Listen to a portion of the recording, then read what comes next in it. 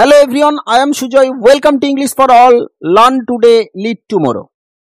In this video, I am going to talk about advanced sentence structure for daily life conversation. Let's start. এখন থেকে কারোর সাথে মারামারি করো না। এখন থেকে সময় নষ্ট করা বন্ধ করো। এখন থেকে আমি ইংরেজি শিখব। এখন থেকে সে সবকিছু করবে। এখন থেকে এটা করো না। এমন ধরনের বাক্য আমরা প্রায় বলে থাকি। আর এই বাক্যগুলির মধ্যে যে কথাটা কমন দেখতে পাচ্ছি সেটি হলো এখন থেকে। চলুন আজ আমরা শিখব এখন থেকে এই কথাটি দিয়ে কিভাবে ইংরেজিতে বাক্য গঠন করা হয়। প্রথমে আমরা দেখে নিই এখন থেকে এই কথাটির জন্য ব্যবহার করব ফ্রম নাও অনওয়ার্ডস। তাহলে এমন ধরনের সেন্টেন্সগুলি গঠন করার জন্য সেন্টেন্স স্ট্রাকচারটি হবে প্রথমে ফ্রম নাও অনওয়ার্ডস বসবে, তারপরে sentence.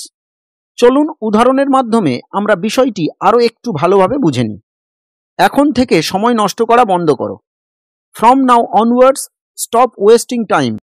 From now onwards stop wasting time. এখন থেকে আমি আমার শিক্ষকদের কথা শুনব। From now onwards I will obey my teachers. From now onwards I will obey my teachers. এখন থেকে আমি ইংরেজি শিখব। From now onwards I will learn English. From now onwards, I will learn English. এখন থেকে সে সবকিছু করবে। From now onwards, he will do everything. From now onwards, he will do everything. এখন থেকে তোমরা আর আমার সামনে আসবে না। From now onwards, you will never come in front of me. From now onwards, you will never come in front of me. এখন থেকে কারোর সাথে মারামারি করো না। From now onwards, don't fight with anyone. From now onwards, don't fight with anyone.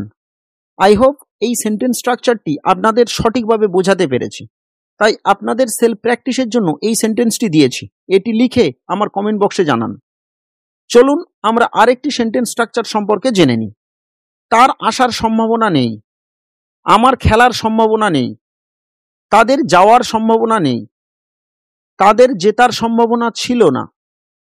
আমার যাওয়ার সম্ভাবনা ছিল না। এমন ধরনের সেন্টেন্সগুলি আমরা প্রায় বলে থাকি, তাই না?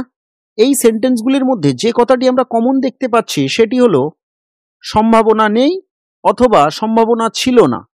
চলুন আমরা দেখে নিই সম্ভাবনা নেই অথবা সম্ভাবনা ছিল না এই কথাটি দিয়ে কিভাবে ইংরেজিতে বাক্য গঠন করা হয়। সম্ভাবনা নেই অথবা সম্ভাবনা ছিল না এই কথাটির জন্য ব্যবহার করব আনলাইকলি।